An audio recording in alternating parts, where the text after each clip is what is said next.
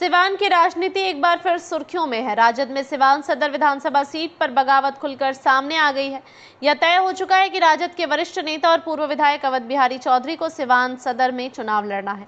बीते दिनों ओसामा साहब ने खुले मंच से अवध बिहारी को चुनाव जिताने की अपील की थी। इसी के साथ राजद के युवा नेता जीवन यादव का पत्ता कट गया है। अब जीवन यादव खुले बागी तेवर में आ गए। जीवन यादव ने साफ कह दिया है कि वे इस बार किसी भी कीमत पर पीछे नहीं हटेंगे।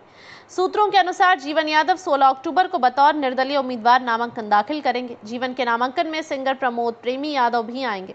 इसकी जानकारी प्रमोद प्रेमी ने एक वीडियो शेयर कर दी है। बहरहाल जीवन यादव का यह रुख न सिर्फ राजद के लिए मुश्किलें खड़ी कर रहा है, बल्कि महागठबंधन के भीतर भी गहरी दरार पैदा कर सकता है। सबसे अहम बात यह है कि जीवन यादव ने इस मामले में ओसामा साहब की भी नहीं सुन रहे हैं।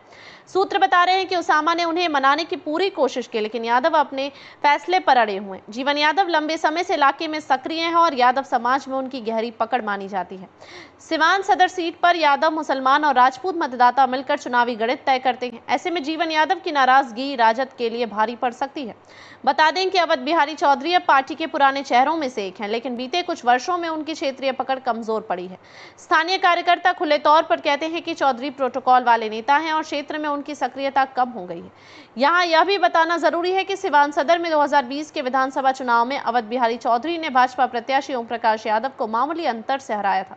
यह इसलिए संभव हो सका था क्योंकि बीजेपी के नेता रहे व्यासदेव प्रसाद निर्दलीय चुनाव मैदान में उतरे थे, वरना अवध बिहारी चौधरी की जीत नहीं मिल पाती। लेकिन इस बार मुकाबला पेचीदा हो गया है। अगर जीवन यादव मैदान में उतरते हैं तो यादव वोट बैंक दो हिस्सों में बंट सकता है और इसका सीधा फायदा भाजपा को मिल सकता है। भाजपा से मंगल पांडे को टिकट मिलने की संभावना जताई जा रही है। हालांकि मंगल पांडे के लिए भी यह राह इतनी आसान नहीं होगी। राजद के स्थानीय नेताओं में जीवन यादव के फैसले से अफरा तफरी मच गई है। कुछ कार्यकर्ता दो गुटों में बंट गए हैं, एक जो अवध बिहारी चौधरी के साथ है और दूसरा जो जीवन यादव के समर्थन में खुलकर आ गया है। सिवान में यह पहली बार है जब टिकट बंटवारे को लेकर विवाद हुआ हो, लेकिन इस बार मामला ज्यादा गंभीर इसलिए है क्योंकि ओसामा साहब जैसे युवा नेता भी जीवन यादव को नहीं मना पाए। राजनीतिक विशेषज्ञों का कहना है कि राजद नेतृत्व के लिए चेतावनी है। तेजस्वी यादव भले ही सिवान में ओसामा के सहारे मुस्लिम वोट बैंक को साधना चाह रहे हो, लेकिन यादव वोटों में सेंध पड़ना उनके लिए भारी नुकसानदायक हो सकता है। बता दें कि जीवन यादव 2024 का लोकसभा चुनाव निर्दलीय लड़े थे, लेकिन उन्होंने कुछ खास प्रभाव नहीं छोड़ा था। वह सिवान जिले परिषद की राजनीति में सक्रिय रहे। हालांकि पिछली बार सीपी गुप्ता को समर्थन देने को वह भूल मानते हैं। उन्होंने बीते दिनों मीडिया के सामने आकर माफी भी मांगी थी। वह सिवान की जनता से कह चुके हैं कि वह अपनी पिछली गलतियों को बड़ी भूल मानते हैं और जनता से माफी मांगते हैं। सिवान में एक बड़ा वर्ग उनकी सामाजिक सक्रियता और जनसेवा के लिए जानता है।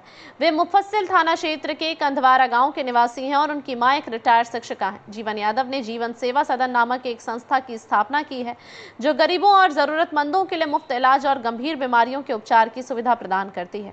उनकी समाज सेवा ने उन्हें स्थानीय स्तर पर काफी लोकप्रियता दिलाई है। खासकर युवाओं और यादव समुदाय के बीच उनकी मजबूत पकड़ है। 2024 के लोकसभा चुनाव में जीवन यादव ने सिवान लोकसभा सीट से निर्दलीय उम्मीदवार के रूप में नामांकन दाखिल किया। उनके नामांकन के दौरान भोजपुरी सुपरस्टार खेसारी लाल यादव और गायक गोलू राजा ने उनके समर्थन में रोड शो किया, जिसने हजारों लोगों को आकर्षित किया।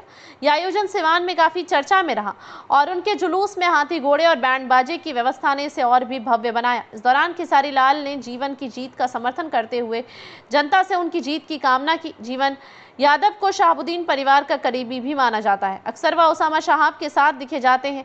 इन दोनों वह ओसामा के लिए रघुनाथपुर में प्रचार भी कर रहे हैं, लेकिन अब जब निर्दलीय सिवान सदन से चुनाव लड़ेंगे तो देखना अहम होगा कि ओसामा साहब के साथ मंच साझा करते हैं या नहीं।